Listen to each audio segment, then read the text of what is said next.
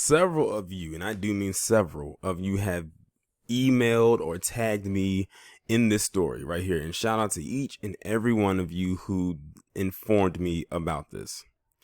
So you see a picture of a Wilmington police cruiser right here on your screen. That's because three Wilmington terrorists out of the Wilmington Police Department have officially been fired for making racist and threatening comments on a video.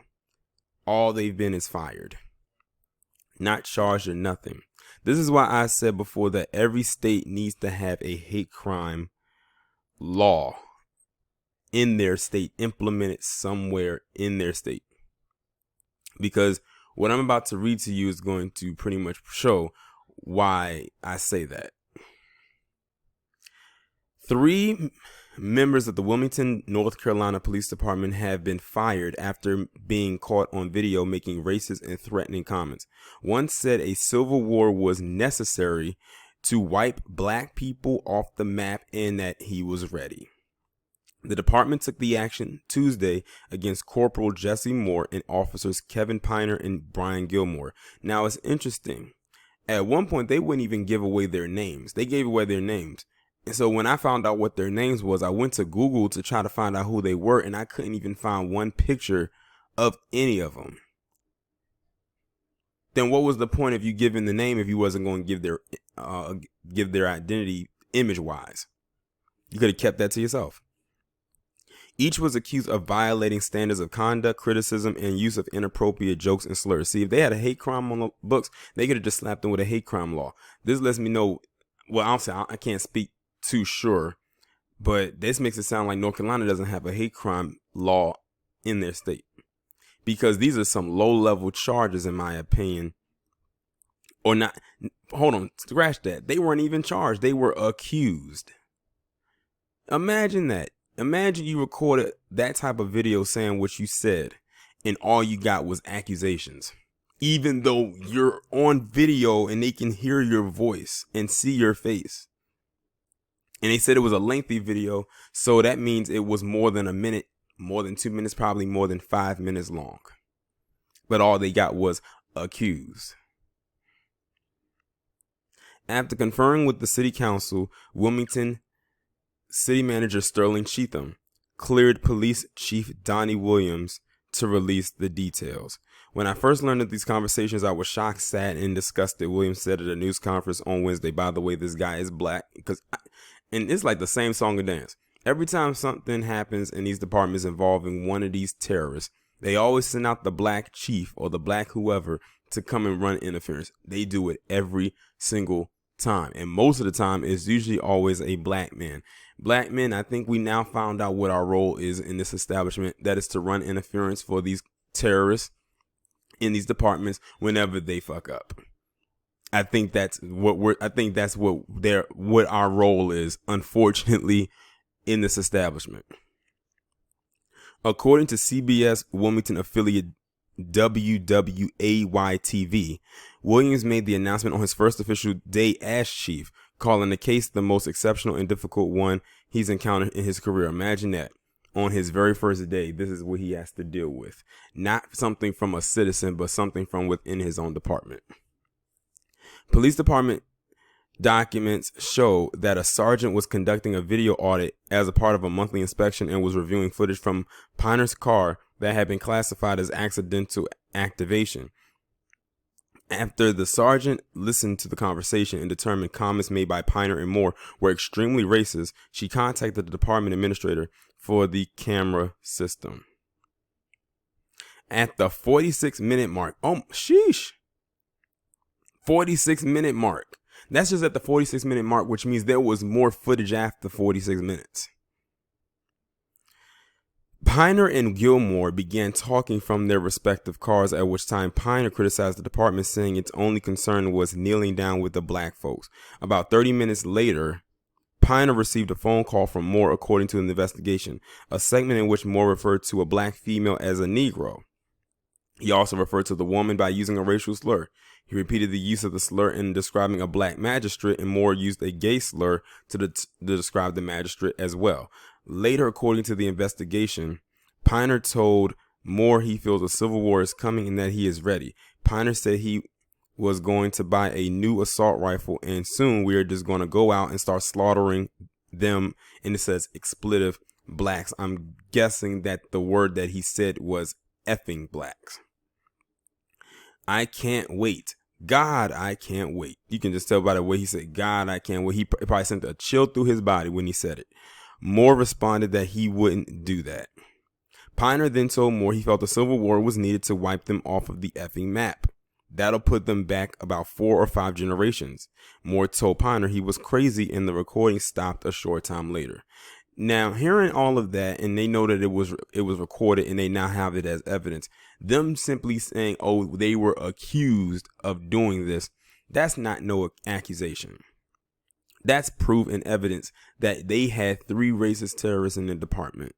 1 we know for sure who was making most of the comments, but 3, hell, guilt by association.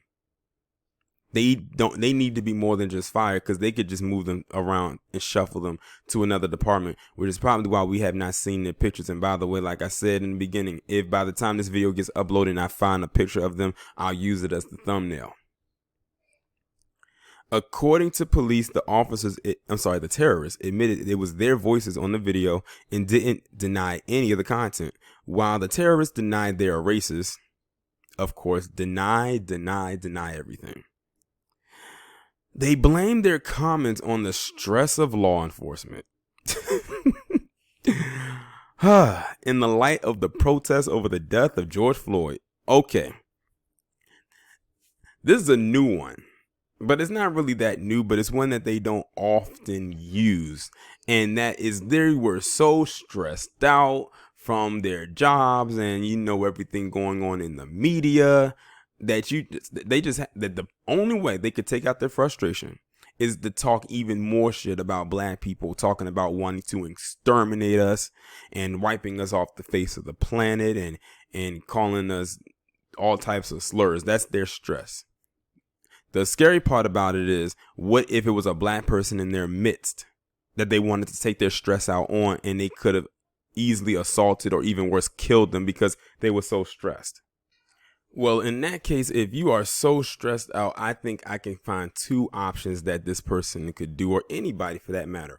A, find a stress reliever outside of work, or B, find a job that will not stress you out. Even though them saying this whole stress me out thing is what caused it to do it, that's a bunch of BS.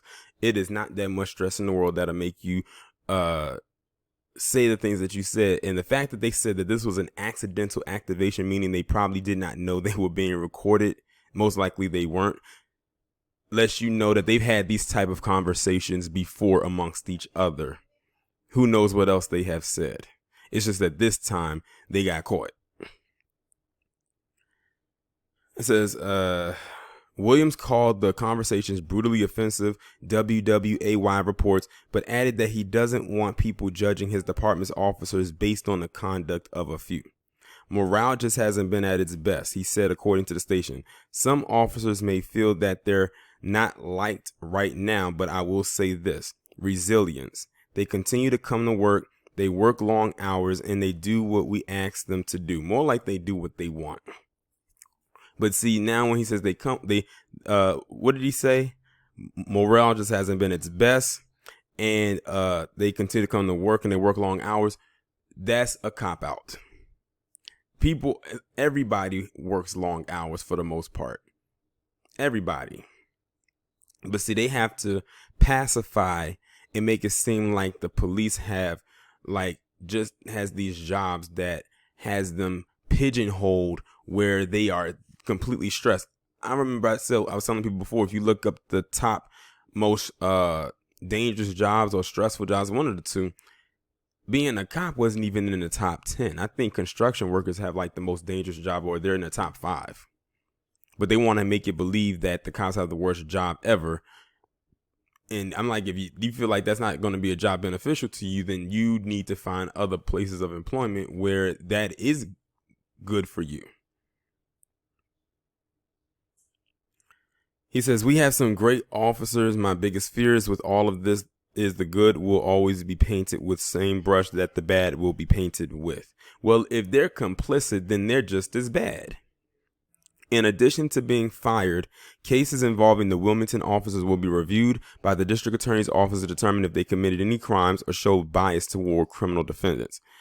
I would check into that, because who knows, like, look into their background and see what black people they arrested. Williams said he will recommend the 3 terrorists not be rehired by notifying the North Carolina Criminal Justice Training and Standards Commission about their behavior. Well, we'll see about that. I said there's a reason why we don't know what they look like. Unless there's a picture out there floating right now that I just don't see. But like I said, until then, all we have is their names.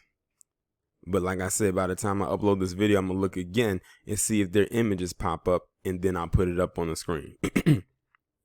I said, I think the biggest insult to this is them saying that the stress of everything that's going on is what made them say what they say. No, that's what they've always been saying. It's just like I said, and this time they got caught. Look at what it said, accidental activation, meaning they did not know they were being recorded. Which means if they weren't being recorded, the conversation that they had, they were going to have it anyway, which is why I said that they've had these conversations before. Oh, to be a fly on the wall in many of these departments when they have these so-called private talks amongst each other. They probably hate that they can't get away with saying stuff like this. That's why I said they are not far removed from their ancestors, because and that's why they wish they can go back to that time of their ancestors. And I'm talking about the ones during Jim Crow, when they were allowed to say colored or the N-word so freely, and nothing would happen to them. They would not be reprimanded.